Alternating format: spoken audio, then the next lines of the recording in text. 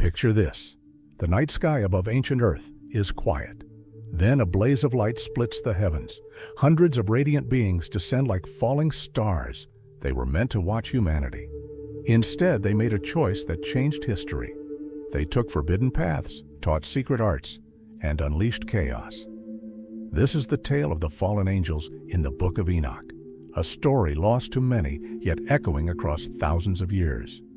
But before we start, know that the Book of Enoch is an ancient Jewish work that expands on a small passage in Genesis about the sons of God and the Nephilim. While not part of most modern Bibles, it was known to early believers and even quoted in the New Testament letter of Jude. It tells of heavenly beings called Watchers who descended to earth and altered the course of humanity. Whether you take it literally or see it as symbolic, it's a gripping drama. In this journey, we will follow the Watchers, their descent to earth, the oath they swore, the knowledge they gave, the giants born of their unions, and the judgment that followed. Along the way, we'll meet some of the leaders named in the ancient texts and consider why this story still fascinates. Now let's dive in. According to the story, 200 angels were stationed to observe the world.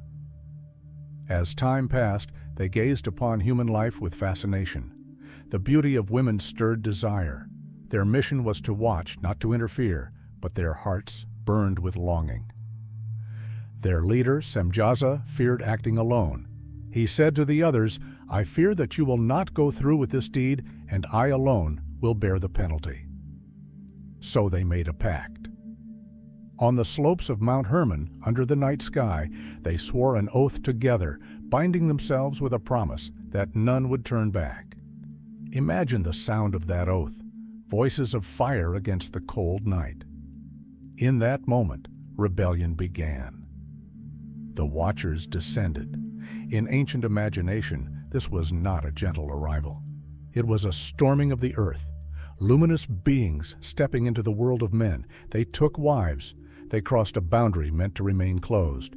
From these unions came children unlike any others.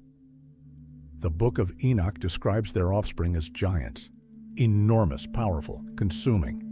At first, they may have seemed like heroes. But the text says they devoured the labor of humans, and when the people could no longer sustain them, the giants turned to violence. They devoured people, animals, all they could find. The earth cried out. The Watchers did more than take wives. They revealed hidden knowledge.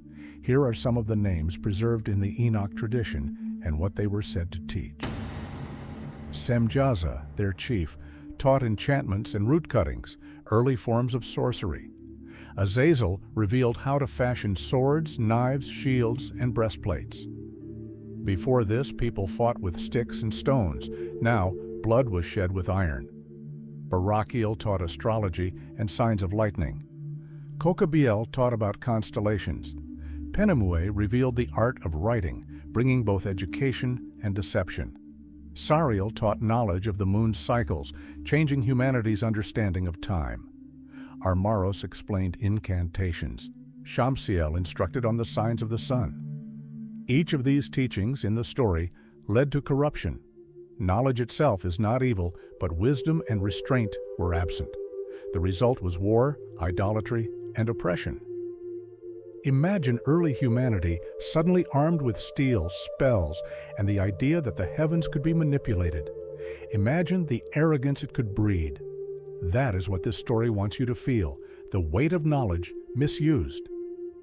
As violence and bloodshed filled the earth, as giants ravaged the land, the cries of creation reached the heavens. The archangels looked upon the suffering and brought a petition before God.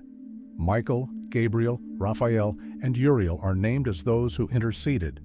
Their message: the world is drowning in violence. Something must be done. The response in Enoch is decisive. God decrees judgment. The giants, the Nephilim, would destroy one another in war. The spirits of these giants, according to some later passages, would wander the earth as evil spirits. The Watchers themselves would be bound in darkness until the final judgment. Azazel is singled out. He is bound hand and foot, cast into a desert, and covered with jagged stones. Semjaza and his companions are bound beneath the earth. Their petition for mercy is rejected. Through Enoch, a human, they are told their fate. To cleanse the earth of the corruption, a flood is decreed. This connects the Watcher's story to the well-known tale of Noah. The flood is not just a story of rain. In this telling, it is a cosmic reset, washing away the chaos unleashed by the rebellion of the Watchers. In this drama, Enoch serves as a messenger. The Watchers ask him to intercede. He writes their petition and brings it before God. The answer is judgment. Enoch returns to deliver the sentence. It's a humbling image, mighty angels brought low, and a mortal man carrying their doom. Whether you see this as literal history, ancient myth, or spiritual parable, the themes are powerful. The story warns about pride and transgression. It explores the danger of knowledge without wisdom. It suggests that injustice and violence matter to heaven, that the cries of victims are heard. It also reflects on accountability. Even angels in this narrative are held responsible for their actions. No one is beyond judgment. Why does this story still fascinate? Perhaps because it explains the origin of evil in a vivid way. Perhaps because it fills in gaps left by the brief Genesis account. Or maybe because it resonates with other ancient myths of God's descending, imparting knowledge, and facing consequences. Across cultures, we find stories of divine human unions, half-god heroes, floods, and heavenly judgment. The Watchers fit into this global tapestry. Whether you see them as real or symbolic, they speak to the universal human sense that misuse of power brings downfall. The Book of Enoch and related traditions list many other Watchers beyond the few we've named. Some names preserved in manuscripts include Barakijal, teaches astrology; Chazakiel, knowledge of the clouds; Arakiel, signs of the earth; Tamiel, astrology and constellations; Ramiel, knowledge of resurrection in later lore. Each name carries a glimpse of what these beings represented, forbidden insight granted before its time.